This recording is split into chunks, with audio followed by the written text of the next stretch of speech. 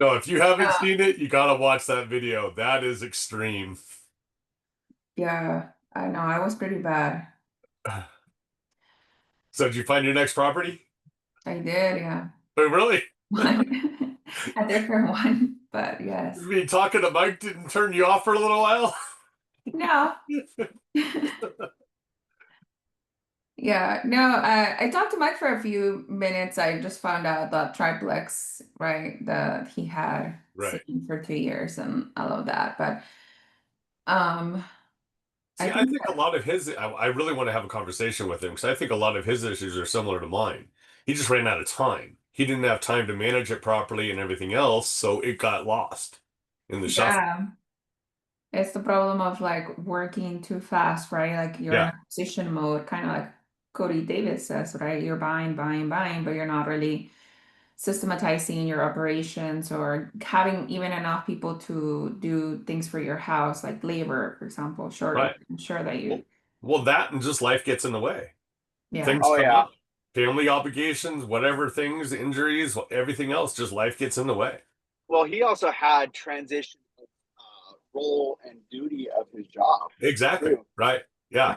And so it was just like a combination of so many things. Like I agree with you, Jim. I was thinking the same thing when I was listening to the video. I was like, because I remember talking with Mike quite a bit during that period of time, and I'm like, hey, how are you handling all this? I mean, you got a lot of projects going on. He's like, oh, I got like my guys over there, and they're working on it and stuff like that. And it just like, it dominoes on you, and that's I think it's you hear like that's what Mark relates to. It's what now Mike relates to. And it's when you're in that like growth mode that you're taking advantage of opportunities because it's like they're there, and that's the hard part of deciding like, hey, I can't take on this project right now. I need to like tie up some of these loose ends because I feel like it's starting to get away from me. And it's like, how do you see that, especially when you don't know like things are going to change in your personal life? Yeah. Yeah, and he's a father again, right? So he has Yep. a new Right. Yeah. baby. Like it's all together, but yeah, I think there's still a lot of work to do on that triplex though. And well, the thing that piqued my interest is he's doing a lot of the work himself because I didn't think on certain applications you were allowed to him, Gary. Because if I'm allowed to do all the work out myself, that's a whole new ball game. But I'm still going to go Pittsburgh because I think I have more boots on the ground there. Hmm. Relationships with this Mark guy, which I thought you blocked him. I don't block anybody. I That's came funny. to see what sellouts are here that's not going to be on my live when I start in 10 minutes. Sell I'm trying, No, out. that's because you schedule I'm, things at the wrong time. I'm Hey, writing down names, right? I'm screenshotting this to see who's here. that's fine. We'll come in and bomb your live anyways. We'll start putting a lot of trash messages in there periodically and come back to our Zoom. Yeah. I'm trying to get Harrison on tomorrow with Lindsay to also add in the Costco debate. Oh, we're still on this. Hey, I won the last one. What No, makes I, you I think you actually won? I actually wanted to get Jack on and do like a Gary and Pittsburgh recap, but Ooh, Jack can't do it tomorrow morning. Hmm. I like that idea, Mark. Mark, you should get Casey from Brick by Brick Wealth. She just sent an email out where she went to Costco with her kids. Oh no. Dude, if you got a family, Costco, I don't care what anybody says. It's like it's worth every penny. Oh, I disagree. I spent way too much money when I went there. Way too much. More money than Oh, I Jim is ever in my needed to boat. spend. Let's go. Yeah. No, I'll give you an example. I can buy a thing of coffee at Walmart for $17, and I can go to Costco and buy double 2 pounds, not 1 pound, Yeah. but 2 pounds for the same price. But the problem is they get you right when you walk in the door. You buy double what you need of everything. And it's Well, not that's individual things. If you go to Costco for one thing and Yep. one trip, I agree with you. Yeah. that's what I do. Smart. That's what's I smart. I think But he we have needs. when I you think go he to needs self checkout. Mark. Costco, Mark, I think you need Troy on to battle with Lindsay. That's what you need. I do self checkout. Like I go in and I only go in and grab like necessary items. Like But we you're you're the exception. You're not the norm. Because when you go and see the Costco cart, oh I everybody's see it. searching.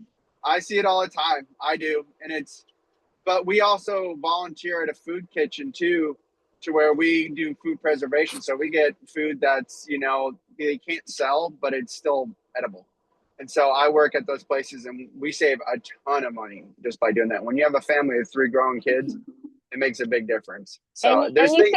And you save on lunch money from just eating the samples, right? Going over and over to the same person. My kids love getting the samples.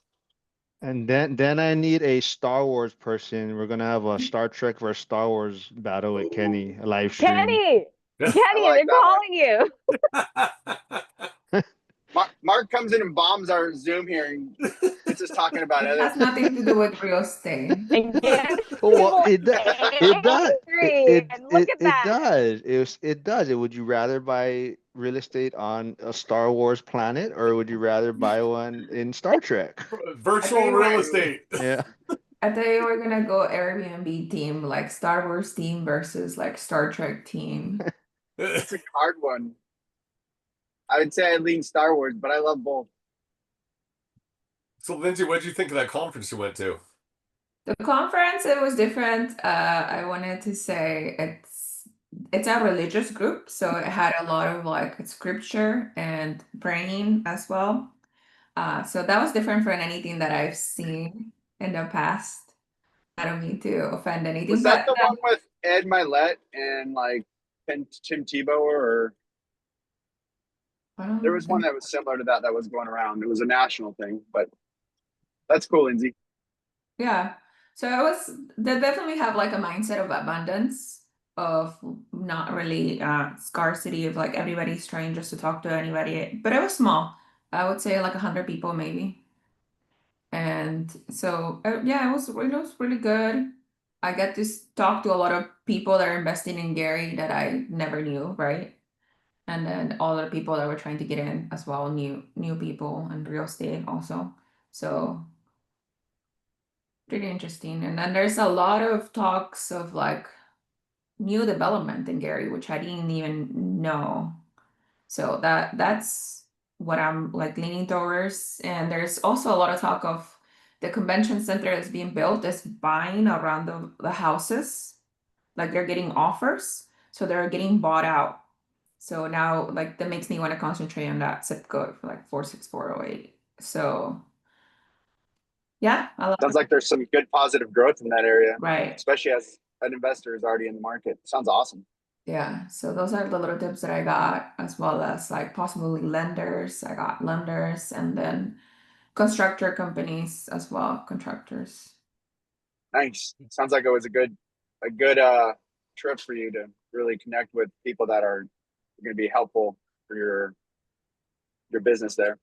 Yeah, so it's good for me for sure. So I definitely want to go again just to see, like, obviously these people are in the ground, so they know way more about the market than I do. But they're seeing the same things that I'm seeing. Like in the past, you were able to buy things for like 50, 70,000, and now like they're appraising for like 150, 170,000. So like that's the growth that I've seen in like different areas, especially around the convention center, stuff like that. Yeah, it's similar to my market. It was not like 2 years ago you could buy stuff for 50, 60, 80. Now it's everything's like 150 now. Mm-hmm.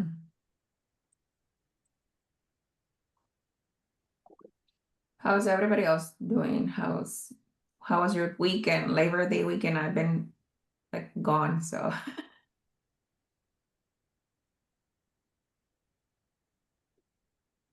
Give me a sec Kenny, here. I was gonna say Kenny went to Texas with Casey. yeah. Did Labor he Day just go weekend. there to change that, to update that one thing? I mean, he hasn't been back for a while. And then we were having issues with our camera.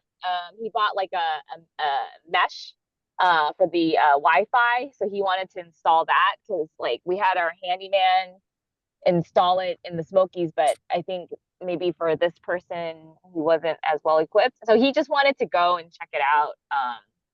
And then I also was getting the bathroom remodeled, so I wanted to see if he could like be my boots and just check it.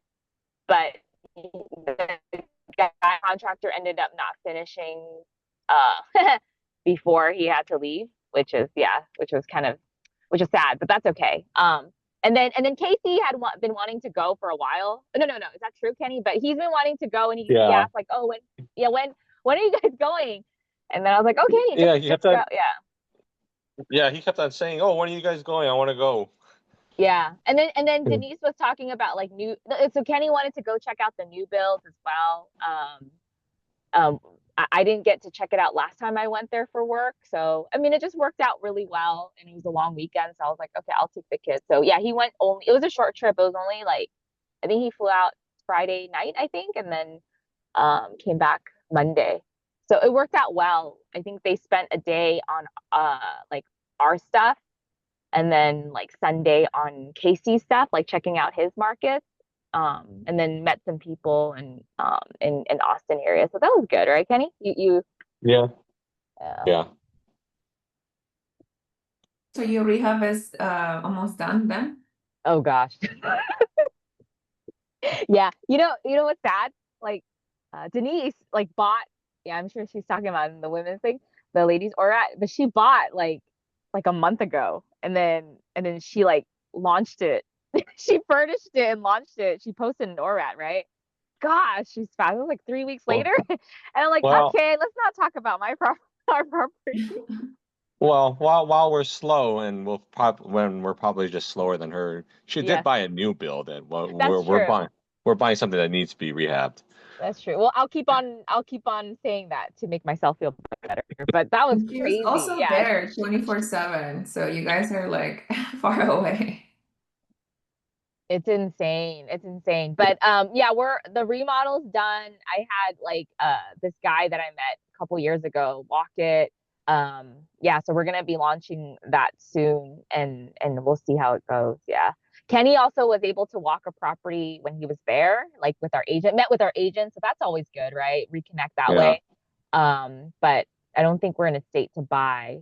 But it was good to like look around, and they're building like crazy. So just running the numbers and seeing the potential, I guess.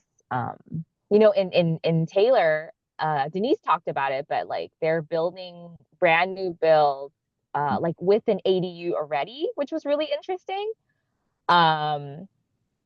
New build, right? So just furnishing it. You don't need to rehab anything. I don't know what the numbers look like, but they have a lot of land there, and they're continuing to build. So that's interesting. Other insights, Kenny, that you got from the trip? Where is this at particular, Jen? This one, so Denise is so like suburb, I guess, of or satellite cities, as Coach Carson calls it, of Austin. So Taylor, I think it's about I don't know, is it 45 minutes from Austin, Kenny? Yeah, it's about 40-minute drive from Austin. Is that east or west? It's about northeast of Austin.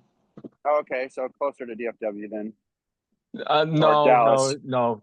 DFW is 3 hours from Austin. Waco, maybe? No, it's not close to Waco. I mean, I guess it's kind of east. It's more east than northeast of Austin. Okay. Yeah. I know what you're talking about. Yeah.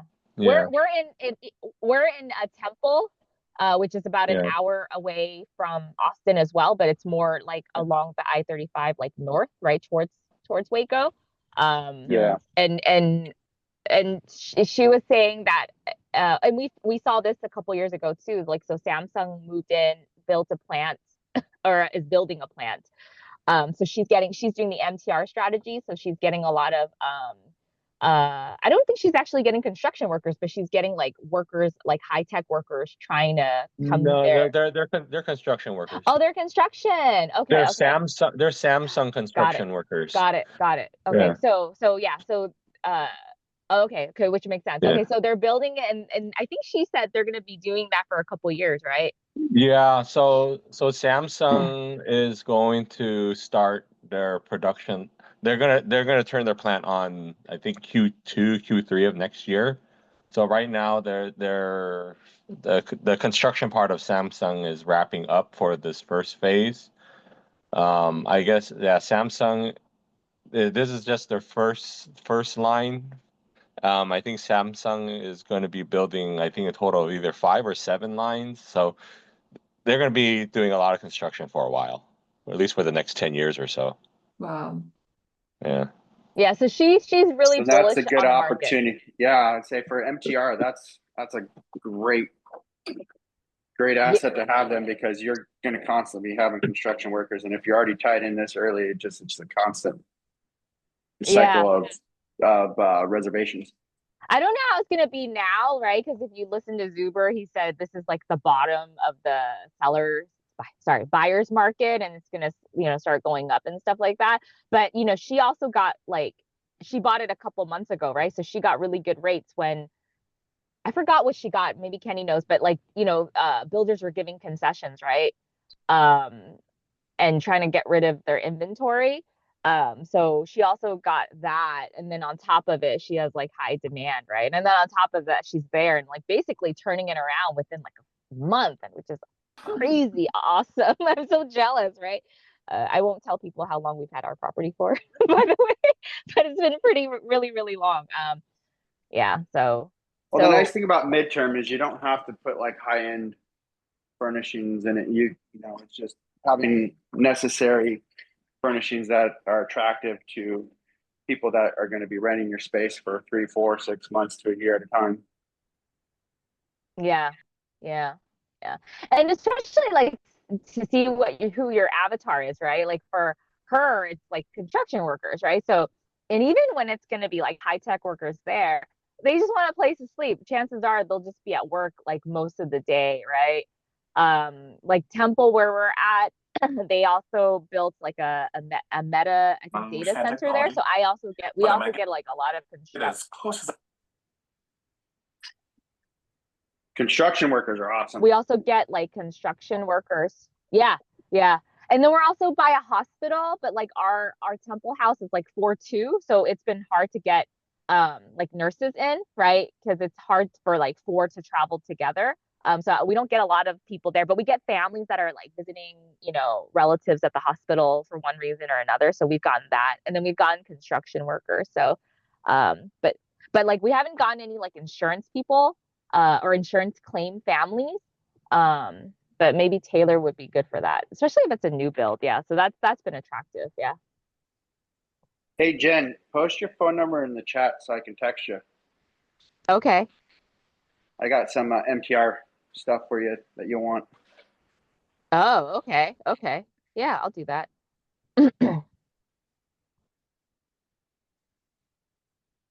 Jim, you're back from vacation or you haven't gone yet? Haven't gone yet. I leave Wednesday. Oh, okay, okay. I was talking to Kenny, like we want to do a meetup maybe closer to like Sacramento and just like travel up there and see, because I feel like there's a lot of people up there as well. So that'd be Oh, there fun. is. Yeah, I wanted to get together with Matt or is it Matt? Matt. Morgan. Yeah, correct. I wanted to get together with him because I thought he said he had a location that we could meet at. Okay, cool. Yeah. But I won't be doing that till I get back. That's for sure. When are you coming back? I don't get back till the 1st. Oh, okay. You're leaving next week. Yep. I got to go. I drive to San Francisco Tuesday night. Okay, so October 1st, right? Yep, correct. Oh, okay. Okay, I see Mikey on. You went to the Pittsburgh event, right? Have some good stories. Jason told me all about it last night. Yeah. Oh yeah. It was funny. Troy, was it real estate related? No, Oh, yeah. Well, kind of. It was staying in a short-term rental. Well, like I say, Mikey's situation not so much, but their whole situation, those guys, they did some funny stuff. Like they're out viewing properties at like 3 in. Maybe he's at work. Val, how's your rehab going on?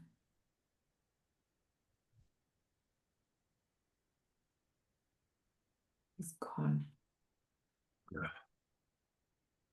It's going just fine. I'm here now. Hopefully we can I'm here now trying to get some stuff cleaned up so we can try to get an appraisal done there next week. Oh, cool. Yeah. So yeah, all is well. So yeah, we're just here. I'm just here working and listening all at the same time. So yeah, Yeah, I think you have a lined up tenant, right? I do. Yes, ma'am. Sure do. Yeah, Awesome. but she's not gonna be ready until her lease is not up until the end of the month. So Section 8, they ain't even budging with her paperwork or anything like that. So hopefully we'll get all that here. But I'm just trying to get this appraisal out the way, get this rate locked in, and then we'll worry about the other stuff later on, right? Now that the rates have changed, have you heard any, like, what are the rates that you're seeing? Um, for right now, I'm locked in till close to the end of the month at like 5.9. So, but I'm gonna talk to she's supposed to be calling me here. My lady's supposed to be calling me here in a little bit, and I was just gonna check and see if anything could change or if I'm not qualified for anything Did you do a buy different. down for that? No, sir. No, Really? no, Wow. no. This is a Right? cash out conventional or is it DSCR? It's DSCR with I'm gonna do. I think she got me at like 65% cash out Oh, right now. So yeah, mhm. 65%. So So yeah, you're but leaving a lot more in the okay. yes, I'm gonna leave some in just so I can keep the cheaper keep that mortgage low as possible. So actually right now we looking really, really good. So I just hopefully everything stays that way. You know what I mean? So Yeah, 5.9 is great. yeah. Yeah, it is. Yeah. So Yeah. I'm just so I'm super excited. That's why I'm kind of like, yeah, come on, let's go ahead and get this bad boy, um, get this appraisal done so we can get Close. that locked in for sure. So Mhm. yep. Awesome. Yep.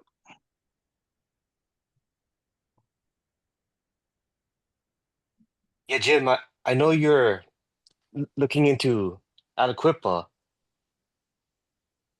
Yep. and just from the drive over there, like there's parts of it that are pretty run down. Right.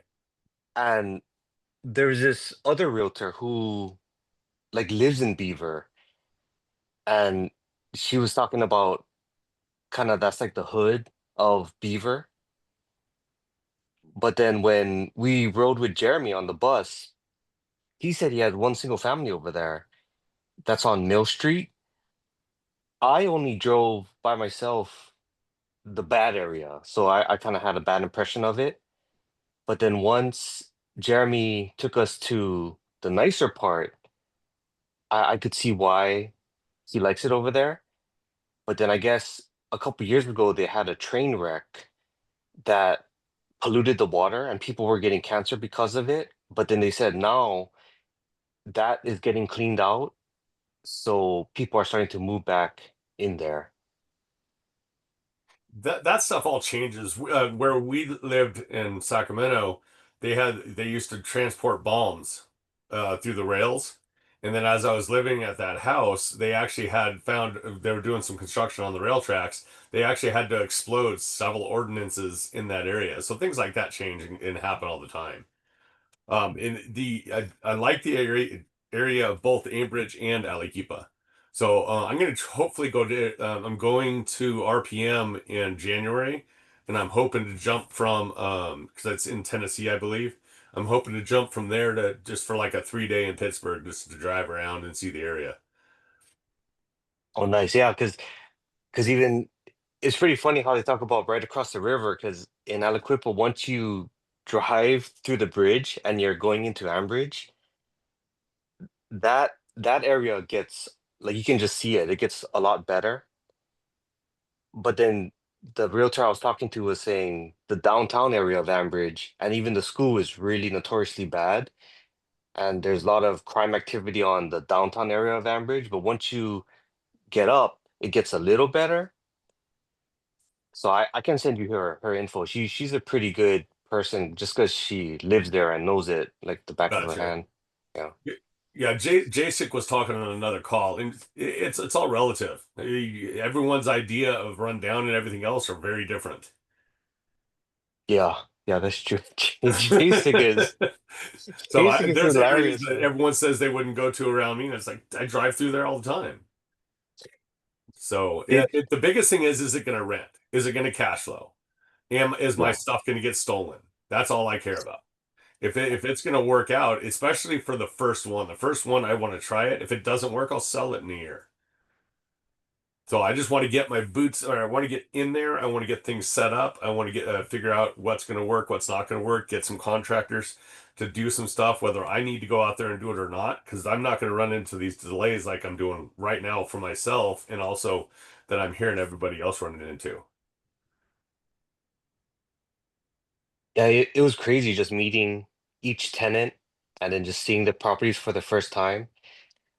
There was one property that's the tenant was probably my worst tenant.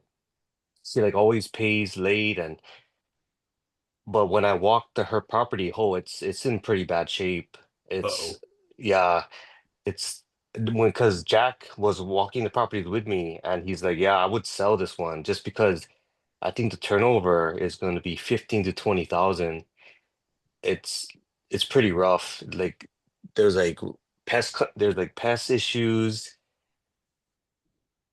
Yeah, and then because we were just talking about it, and yeah, so it's Did like you take something pictures of it when you were there? I did. Email them to me. Okay, thanks. Yeah, I'll send it to because I was trying to talk with Alex, see what he thinks, but I'm kind of torn if I should keep this one. If the tenant leaves due to turnover, that's so costly, or if I should just sell it. See, and that's why I like buying it and burn it, because that way I get my money back.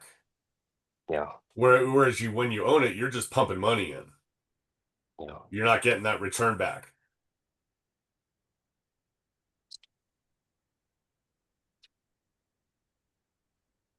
Hey Jim, have you talked to Jacek at all after his trip On over to another call, Pittsburgh? we talked a little bit.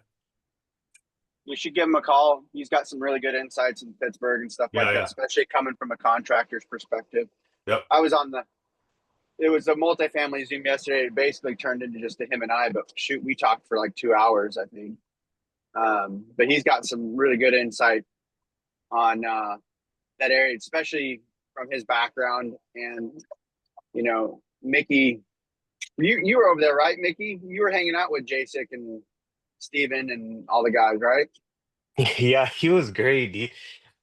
My probably my favorite parts of the trip were just us hanging out. We would just be talking shop, and it's like the best conversations because we're all kind of in the same journey. So you don't get those kind of conversations with like my regular friends. Yeah. And Jacek, like he's grabbing the bull by the horns and taking guys with him. And he's just like, hey, we're going to go tour some properties. We're going to go to like areas to see like, because Jacek primarily was down there to see like the neighborhoods he wants to invest in, the neighborhoods he doesn't want to invest in, and how he can set up kind of similar to what you're thinking of doing, Jim, is to basically set up a team to. I want to start a construction company, but more for my own stuff. So So I think, Jack's going to be a big part of that. yeah, Him and I have already uh, talked. give Jason a call. Does he give you an idea of like what he saw from, Well, what his I'll do is perspective? if he can hop down there when I go, I'll see if he can pop it over. 'Cause he's not that far. No, he drove. No. Yeah. Yeah, he had some funny things to talk about their whole experience there. He said it was entertaining because there's a bunch of the guys were mobbing around and people are like looking at him like, who are these guys? He said it was such an eclectic group of personalities all together. Mikey, what are the areas that you're seeing that you would want to invest in from what you've driven around and seen your properties? Yeah, when I was driving around this and the way I was buying, I think I would change that because I realized I have properties all over the place, like maybe on the far east side, on the far west side. And then if I could change it, I would have a smaller circle. Because then, when I was talking with Jack, it's like, yeah, if you're over here in Beaver, you gotta, a lot of the contractors don't want to go up there. And then if you're all the way out here on this side, then you'll have this team. So it's almost like even though you're in the same market, you have to build all these different contractors because of where you're all spaced out. So I wish I would have been more like a smaller circle and just pinpoint on that area. And I wish I would have went earlier before I started. Maybe you and Mark maybe should have flown out there first before you bought a property. Exactly. Exactly. And that's why we joke with Mark. He's like, Mark, are you ever coming out? Jack doesn't think he's ever coming out to Pittsburgh. I don't think he wants to because Yeah, what did I do?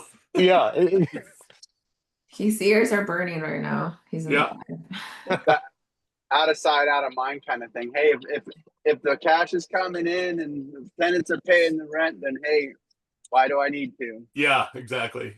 I mean, to a fine degree.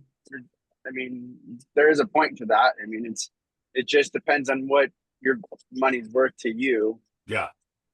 You know, and if you got everything's clicking and working and operating the way you want them to, then you know, I don't see what the harm is. And I think the biggest thing that would be able to benefit him from an outsider's perspective, and maybe possibly for you, Mickey, and you might be able to elaborate further on this as well after your experience of being there, is that, you know, if you're going over there and looking at a property that's not really like performing as well as you would like it to be, and you're thinking about exiting it, like go take a look at it, go take out the surrounding areas and like look at it like, is this going to be worth like me selling this, and what am I going to get for it? And on top of that, where am I going to redeploy that asset? You know, so I think, Mickey, from your experience of looking at your one property, I think you kind of elaborated like you're considering selling it and redeploying that money into another property to try to be more concentrated versus being too spread out. yeah. And I think from now on, I would want to meet the tenants or at least talk with them because that one tenant, which was like giving me a story, she's like, yeah, her son was murdered and she has a torn ligament in her shoulder. And yeah, just a rap sheet. And yeah, it's hard because she was like super nice, super cool, but when I was walking the property, I'm like, oh man, there's like one of her window panes was completely shattered. And yeah, it was like me and Jack were talking, yeah, the bathrooms were pretty dirty and the kitchens were a mess. And that's probably what invites the rodent issues. Yeah, so we're kind of talking about that. Are you self-managing this, or do you have a property manager? Property manager. What's your conversations with them about you doing a routine like inspection, like switching things up to do, you know, inspection on the property, say quarterly? Yeah, we can do that. We have to pay, but I've been, for whatever reason, all the other properties are okay that they manage, but just this one has It's fallen because they off. don't want to go out to it. It's Yeah, by the area. They don't want to go to it, and they're not telling you that. I think it's the tenant because when I talk with the contractor, he's like, yeah, we've tried to go out there multiple times, but like she ghosts us. But then when I talk with her, she's like, yeah, he came out, they looked at it, but they didn't do anything. So now I'm trying to figure out what's what in the truth, and it's probably a little bit of both, I think. You have a So contractor lockbox? um, Hey, Lindsay, I would suggest you do you prefer your Hammond property contractor over your lockbox. actual Gary properties? You know, the Hammond property is the only one that I evicted. Oh, really? So I would say no. But the Hammond property is the nicer property that I have. Like Hammond and another property are like the two nicest built constructions that I have. But the Hammond property is built in the 1900. So that property is 125 years old. But it's pretty good built, pretty good layout. I want to continue. I want to buy in Hammond because I see better like quality of tenants. even though I had to evict this tenant that was not a Section 8 tenant. Now I'm getting a Section 8 tenant in that property, so but I think I will still continue to grow and carry. And to Mikey's point, there is a lot of tenants that do not take care of your properties, and that's just like the reality. You know, majority of the tenants hopefully do take, you know, try to clean and keep it dry and, you know, report things when they're broken. But a lot of tenants do not report things when they're broken. So, you know, it just gets worse and gets piled up. And then that's just some of the stories I get from my property manager. Like, okay, well, a cabinet fell off and they never told us. And then we only knew when you have the yearly inspection, which they do. And Well, why not up those inspections? right, but that's like more work for the property manager. And I also have Section 8, so they also do their yearly inspections as well. And you have to give notice, right? Like Yeah. every time you go in there, you have to give notice. So all of those things. But Well, if there's concern, then definitely. because I'm doing quarterlies on the ones up here because this is fire area. Mm-hmm. So it's that's in the contract. It's in the lease. It's going to be quarterly, not inspections, but we're coming up to actually maintain it. We're going to be blowing off the roofs and all kinds of other stuff. So it's Yeah. going to be a quarterly property cleanup to get any kind of leaves out of the gutters and stuff like that. Which obviously you're doing an inspection when you're out there doing the work. Yeah. Yeah, It's easy when like let's say somebody goes in like to fix something, then they'll have an additional pair of eyes on that right. property. But it is my my property manager has 500 properties, so they do yearly right now. I'm sure if I wanted to do every 6 months they could, but Well, you can always hire somebody else to do that too. Yeah. Handyman, they can do it for cheap. Yeah, just hire either just a maintenance person or something else just to do a walkthrough. Mhm. And you make that excuse of, I don't know, it depends on the HVAC unit. You're changing out the filters, you're changing out the batteries and the smoke detectors. Just something you're doing that to make sure that that health and safety is there. They're doing that, and then they're just doing a cursory inspection. You don't tell them it's an inspection. You tell them it's routine maintenance. Yep. Yeah, that That's could be. that's what I've started to implement on my properties. It's I have a handyman or a contractor. They're going to go in quarterly, and what they're doing is just I'm going to tell them they're checking, you know, underneath the sinks to make sure there's no leaks, checking on the toilets, on the tubs, and then having them check smoke detectors and the electrical on it as well.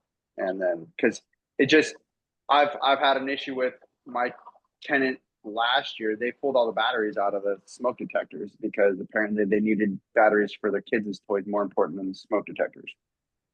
Well, and the So biggest thing there is that most that's a people violation of a lease too. yeah, but most people will actually do a quick cleanup before somebody enters their house. Mhm. So that's forcing them to clean up the house a little bit and get those fleas away. Not everybody. For my job, I go into people's homes and Oh yeah, no, trust me, I've been through many of them. Lindsay, do you have a clause in your lease agreement that states that if you have to get a contractor in there to do a service maintenance repair, that that you give a 24-hour notice, and then after that point, that you have access to the property? um that I know of, it's mentioned that we have a handyman on, like the property manager has a handyman on an hourly rate. So it's an employee. So they can come and basically do anything, Well, right? this is also for Mikey as well. It's like if you have it in your lease that states like I can give you up to 24 to 72-hour notice, at that point forward, like we're gonna have access to the building whether you are there or not to take care of the maintenance issue. Yeah. Unless you're like Frank and get somebody to pull a gun on your maintenance person. I just saw a video on TikTok of somebody, some landlord going into opening the tenant's door without any notice to show the unit to prospect tenants and basically just barging in. And then he basically said, like, no, you can't come in. You haven't given me any notice. And I was like, Do people do that? Do people like there's somebody living there? Yeah, that's not smart. You can get shot that way.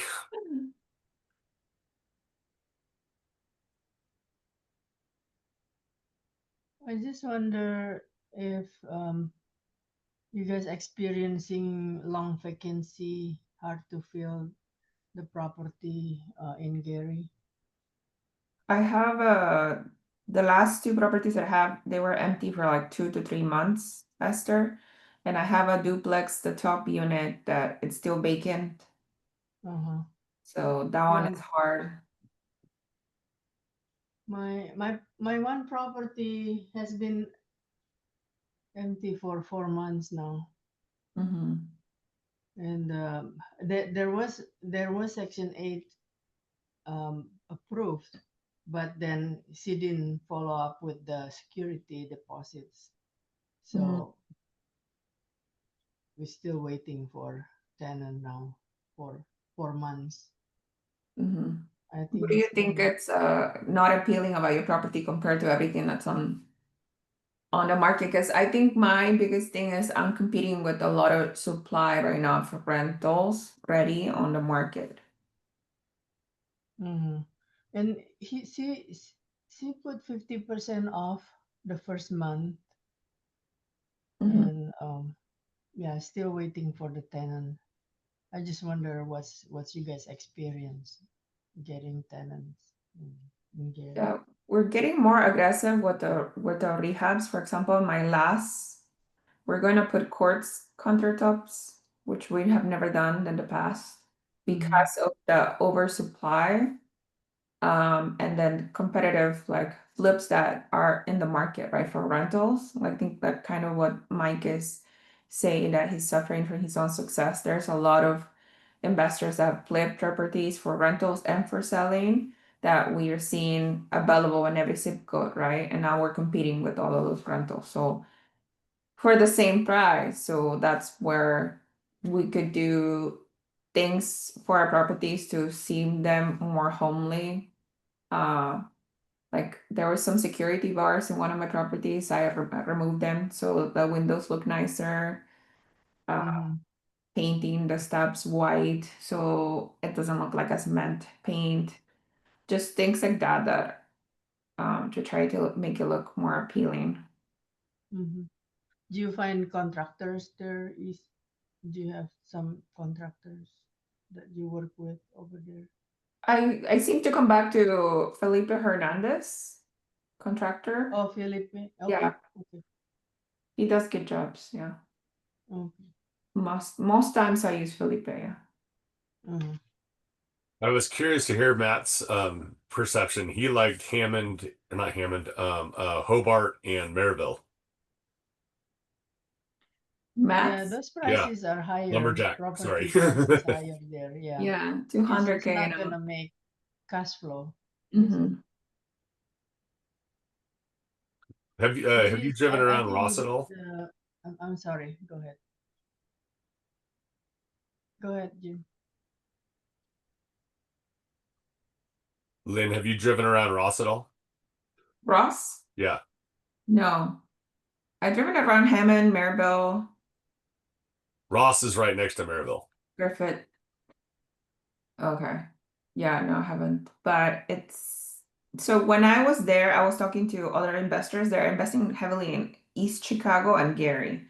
The problem with Maryville, Hammond, and other places, the tax. So like Hammond had everywhere in Indiana is 2% of the assessed value, right? And in Hammond, there's a referendum that kicks on top of that 2%. So it's an additional $500 per year. So to give you an idea, my my Hammond property is 135,000 assessed value, and I'm paying 3,700 in taxes. Wow. Yeah. So that's pretty high, right? So it's 2%, but plus the referendum. And that's alike in Maryville and other places. Like a majority of my Gary places, I'm paying between 700 to 1,000, right? That's the max I'm paying on, similar houses. So that's what my cash flows kill, right?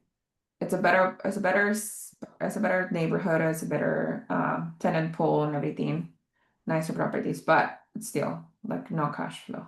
I mean, barely any cash flow. So that more of a $200 instead of $400 to $500 a month. Mhm. Yeah. Yeah, that's what the numbers I'm getting. I'd be getting $200 to $300, and I'm not going there for that. That's just not enough. That's not a juice for the squeeze. That including management fees too, Jim? I'm sorry. Are you including management fees in your analysis? Little bits because I'd be doing Hemlane, and Well, then I that's what would I'm be saying. Like I see a lot of people, what they're doing is they're saying, hey, I can get $200-300 in cash flow, and they're still not including like management fees. No, I'm including my Hemlane costs, and then I'm including a little bit like a quarterly inspection type thing or something like that. Because I would pay somebody to go out rather than have a total boots on the ground. And I think I did put that management fee in there too, just to crunch numbers, just to be safe.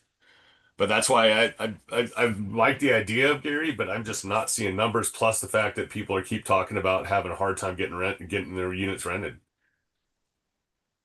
I'm with you on that. If I'm not getting $300 in cash flow, it's not worth the Yeah, squeeze. exactly. I mean, it's No, yeah, because especially if you're having to come in, even if you're coming in like what you're thinking of doing a complete rehab, you're going to have a lot of your capex knocked out of the way. But if you don't have that, if you're not coming in and you're just doing your make ready costs, and you don't have any reserves, like that'll wipe you out.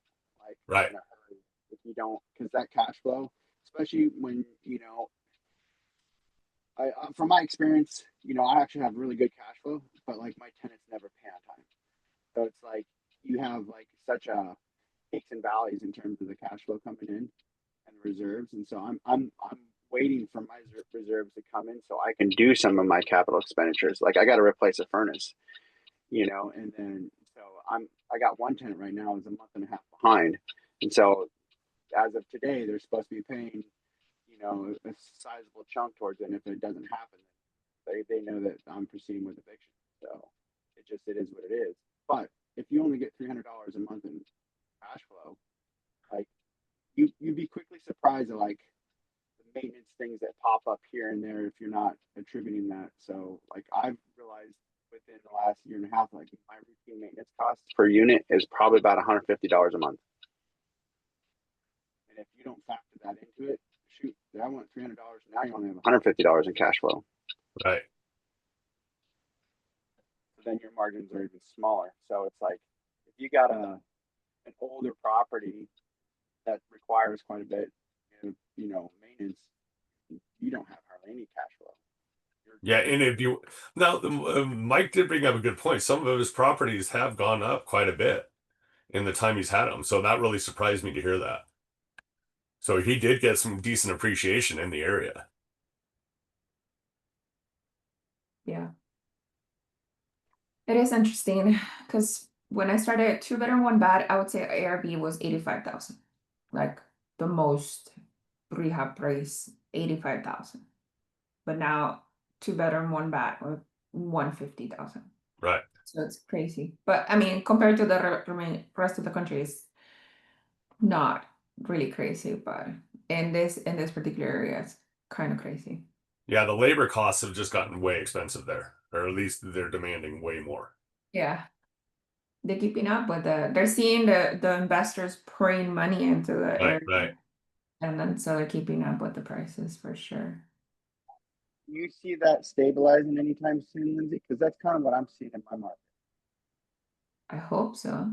The More opportunity. problem is You got the prices. good and the bad with it, right? You got the good appreciation, and then the bad comes with it. It's like everything else has got more expensive than what it was before, Yeah, right? And but then once plate prices go up, they typically don't go back down. yeah. No, they don't, and they won't. It's just, Yeah, like what I'm seeing in my market is like everything's jumped up almost 40-50%. And I'm starting to see like labor costs have been kind of plateaued, but now they're starting to come up. Like it's supply costs are starting to creep up, labor costs are starting to creep up, and then, but it's like because you know, I look at it as like we're over here in the West Coast. We've been experiencing this for years, Yep. and it's finally stabilized here. But in those It's markets, it's gonna get worse. oh, you know, but like in the investor markets where we're at in the Midwest, where they are lagging, like I still see like there's growth, like there's still growth, and I'm curious, like for me, it's like, is it going to be 6 months? Is it going to be a year to where it kind of like stabilizes, or is it going to continue to like escalate? Well, it's gonna slow down right now because winter, right? So Yep. there is opportunity there, but we'll see what happens next spring. And also, the interest rates are dropping, right? So there might be a spike there. Who knows? Which will be interesting because it's like last winter, my market was like a ghost town. Like I wish I had a lot of capital. I could have made hay, but it was like there were a lot of properties on the market. There was a lot of good opportunity, but I mean, properties in my market were going 90 days on market, like on average, even more. And there were a lot of seller concessions, especially with there's a lot of flippers. But as soon as I think it was like May hit, all of a sudden, like I saw prices jump 15, 20, 30,000 instantly. And then I was like, oh, they're not going to get that for that. And then it kind of like, you know, there were properties moving, but it was just such an interesting move because like for one thing in my market is they have the World Cup this next year. So there's a lot of investors coming in there and gobbling up homes for way overpriced. Like I was putting an offer in on a duplex and I was like, this thing ain't worth 210. And the buyer bought it for 260. I was like, holy crap. Cash offer, whatever. But it's literally like from the Chiefs Arrowhead Stadium where they're gonna have the World Cup. Mm-hmm. But then there's other pockets that just didn't really move. So it's I don't know. It'll be interesting to see with the interest rates. I think it's going to free up a lot, but I think it could be beneficial for investors greatly because you're going in the winter months, which is the best time to buy. Yeah, the problem is though, a lot of the stuff, especially where I'm at, things are getting swept up right now, and the market and the prices haven't even got, or the rates haven't gone down that much, and there's a lot more activity. They go down significantly. Right now, FHA is a 5.9. FHA. Yeah, you W-2 people. That's a pretty big jump from like 6.7, which was like 3 weeks ago. Yeah, I won't get it. I won't get a 5.9 unless I buy it down. Well, just getting a DSCR right now for 5.9. Yeah, So but he's still a W-2. Yeah, DSCR though. yeah. How But he also is leaving 45% in. Big difference. Yeah. I wish I had capital right now. I'm cash poor. Yeah, so am I. In fact, I'm looking to. I've got to get a private money loan to finish these properties because my private money lender had a family emergency so he can't lend. Oh no. Yeah, not a big deal. I'll make it work. I've already got 2 or 3 people looking at it through RPM. So Good job. yeah, it's amazing the different groups because I just joined RPM and that the different responses you get from the different groups is really interesting. What are you hearing from RPM? Huh? What are you hearing? Like I put a thing in school and I put a thing in RPM about staging and different to whether people are staging in their homes and stuff like that. It's just you get different it's just different. I can't really put my finger on it right now, but it is different. But which is cool because that's I wanted to join RPM is Coach Carson's group. Oh, okay. That's what I was I wondering. wanted to join it a long time ago and I just held off, but they got too close to that 300 and now they're capped. Esther RPM is rental property mastery. That is Coach Carson's group. So for the staging, I think it's very market dependent. And I think if you were to ask like a top performing real estate agent in your market, Jim, they probably would give you a really good answer on if it's necessary to stage. But I will admit this much, like any of the listings, I mean, I imagine a lot of us on here, it's like there's a difference between you looking at like a listing that has like virtual staging and that they actually had a professional photographer come in and do their listing, like is way more attractive than someone who just slaps up a iPhone photo and has no staging in it at all whatsoever. Like you're going to probably get at least 10 times more people viewing and calling in on your property versus the other, even though it might be just next door, have just as equally good renovations done to it and so forth. Yeah, Beth Fabriso actually responded to it. She stages for her real estate stuff and not for her rentals. I was just going to mention you to contact her because Yeah. So she's in a market where it's an absolute, like, it's insane where she's at. Like, Yeah. people who are selling their houses in her market, like, they cannot live in it, and it has to be staged very well in order for it to actually get the value that to maximize the value. And by doing so, though, she's getting people that are buying, like, she's getting bidding wars on the properties versus ones that, you'll have a lot of tire kickers that you don't do it properly. So that it's market dependent.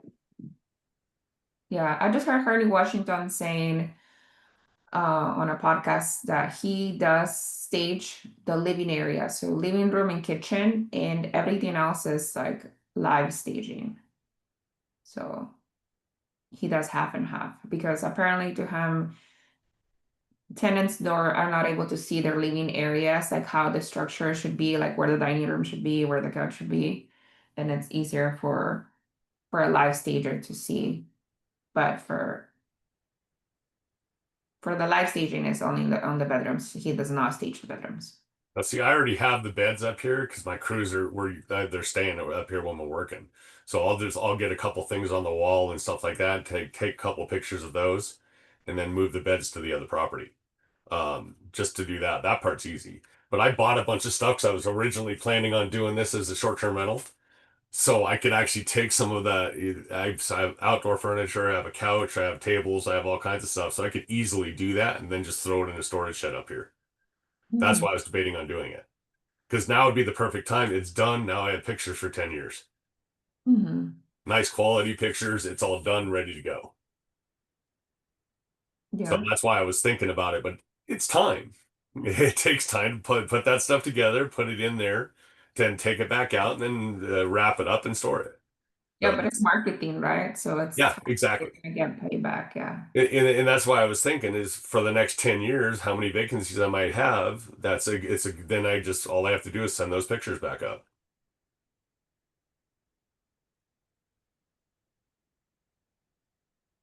Alex, you've been quiet. How are you doing? I'm doing great, Lynn. I'm about to close on single family house in DADU on Wednesday, this coming Wednesday. So my house is kind of torn apart right now. That's one of the reasons I'm not putting my video on because it's not the most flattering view when I have my phone just kind of Okay. all around. But I'm going to have a contractor come in and build a wall to make my house a 3-bedroom, and it's a 2-bedroom now. So that'll increase my rents and the sellability. Later on, I'm not going to sell it, obviously, but that'll increase my cash flow when I rent this place. And then so I'm juggling a lot right now, but I have nothing going on right now. It's pretty cool. It's a nice, relaxing Friday morning, and work is kind of chaotic too. I'm not sure, it's kind of crunch time within what I do there. So I'm just kind of enjoying my coffee and the conversation, and it's not a lot I need help with. My Arizona house, I guess, for out of state investing, the only thing I could bring up here, probably good spot to bring it up, actually. Thanks for asking. Um, I have a property manager down in Arizona, and I when I interviewed property managers, she seemed to be about the best that I could find. I'm pretty good at judging people's character and ability. But one of the things I noticed, her marketing was very good. She seemed to have a personal touch to everything, but I don't think she delivers on everything that she promises. And she put in uh, a tenant, and this tenant, they've been late every single month since they got in there. It doesn't really. She collects the late fees and does all the legwork and submits all the stuff. But I I'm new to using a property manager, and I have high expectations, and I'm curious as to what your everyone else's experience is with property managers. I don't think I'm gonna fire her right now. Um, I would have to pay to get out of the contract. She does have the house filled. She is doing a um, barely acceptable job, in my opinion. Um, but anyways, what's your take on it? Because I manage my own properties here, and I manage my own properties here. I think so. My expectations might be a little high, but I'm curious as to the thoughts of the group. Thanks. Yeah, I would say where else is she falling short? Because like, paying late, if the tenant is paying their late fees, then really she doesn't have much control over that more so than the tenant. But where else is she falling short as a property manager? Started out with the listing. So she said, "Oh, well, we're gonna list it on like Zillow and all those sites, and then if we don't get action in a few days, then we're going to list it on MLS." And if they didn't get any qualified applicants, was the word. So about a week later, um, I thought it should have been listed on the MLS. I'd imagine it probably cost her money to do that.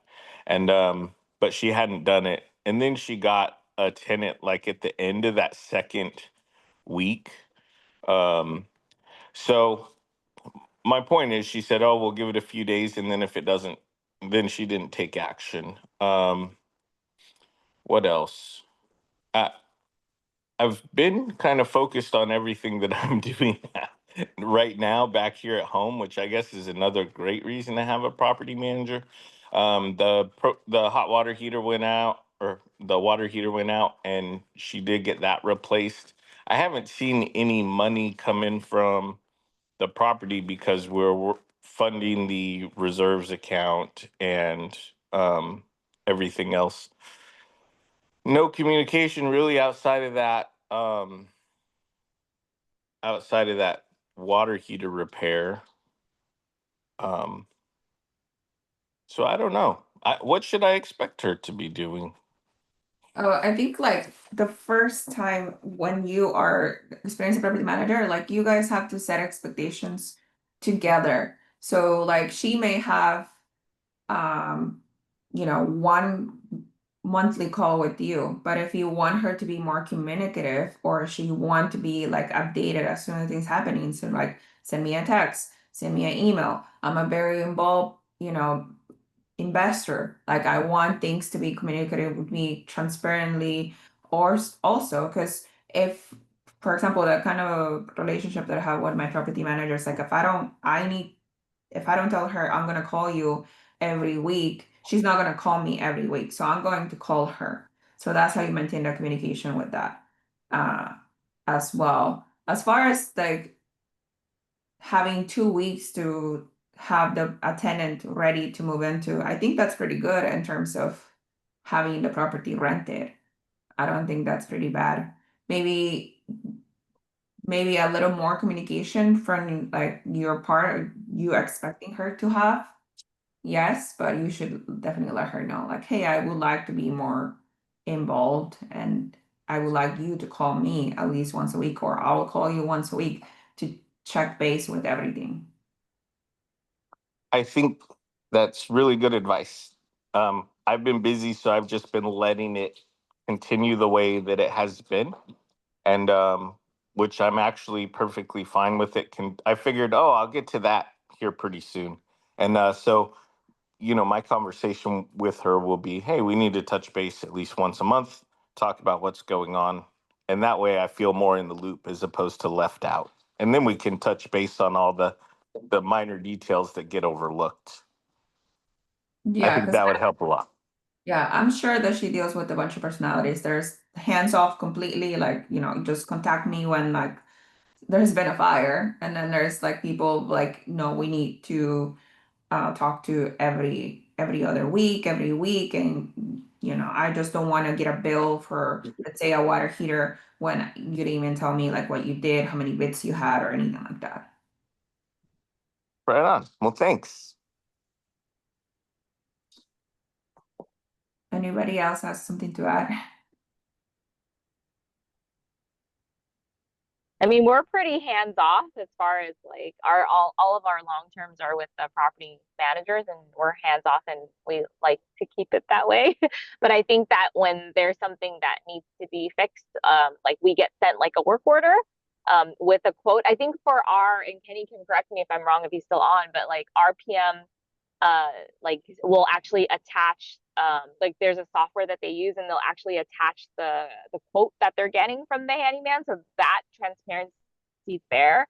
Like whether they jack it up or there's a deal or whatnot, that part we don't know. But as far as like the pricing and things like that, it's listed there if we need to reference it, and also good for like tax purposes and stuff like that. But we're generally hands off with our long term, and anytime there's an issue or a tenant asks for something, they're transparent in the form. They give us a work order and says your tenant XYZ has requested this.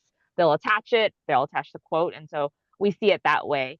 And that's pretty much it. And then for the rental, kind of like if there's like an eviction, they'll tell us like your tenant hasn't paid, and then you know they'll say we'll take care of it. And then like for new tenants, you know, they'll keep us posted, and then the inspection, they'll send a report after and upload it to the portal. I mean, yeah, so it's pretty hands off. Like sometimes they're doing stuff and we don't even expect it, and then suddenly we get an email with all this data that they've been doing, because they do manage a lot. So for them, it's kind of like a routine thing that they go across all the units. So but I agree with Lindsay, like like for people like us, we don't need to talk to them, right? Just tell us when there's a problem and give us the details and the proof, and then we'll sign off on it. And then there's like a bucket that they want, like I don't know how, like $500 or whatever, and they just draw from that, and if they need more, then they'll tell us why. And so it's been pretty, for us, been pretty low lift, and a lot just via email when they run into problems. Otherwise it's been pretty smooth for us. Hey, Thanks, Jen. I Jen, thought of a sorry about hold that. on. Go for it I out. I thought of a little bit more information that might be helpful. Um, this house, I didn't buy it as an investment. I bought it for other purposes. So it's an alligator, right? So Oh, I'm okay. paying money on that month. If I was making money, I probably wouldn't be so concerned. But everything that I'm paying that property manager is actually coming out of my pocket. So I'm a lot more critical. That Got it. I think that's important to, set the tone, because I'm not, it's like, okay, what am I paying you for, And the reality of things is they're probably doing a just fine job. And if I was making money, I probably wouldn't care at all. It would be taking care of itself, and I wouldn't really need any of the communication. So, but I think I need to do some reflection. Hey, this is the property manager. She doesn't, like, it's not, my decisions are out of her control, right? So I got to try and look at it from another perspective, a little bit more reasonable perspective. And like Lynn said, if I just need to be clear about the communication that I Yeah, I expect, and I agree. probably should keep it toned down too, because who knows? I probably don't need to have a lot of communication, just minor communication. I agree with her 100%. I mean, that's the one that we have in Texas that has been doing well for us. We also have another one like in OKC and like Georgia. We're kind of like probably like Frank spread all over the place, and those property managers have not been good.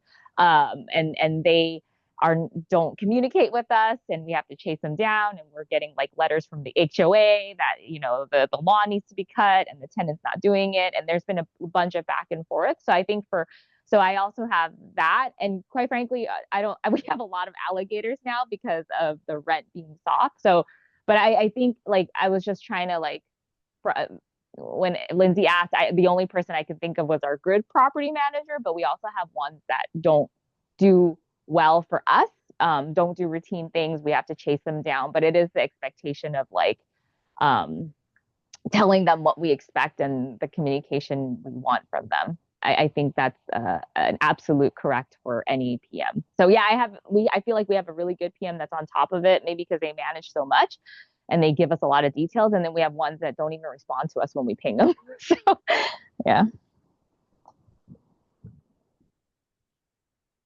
So is the good one like a little bit larger commercial type outfit, and the other so the one I ended up going with the one that was smaller, more personal and more local.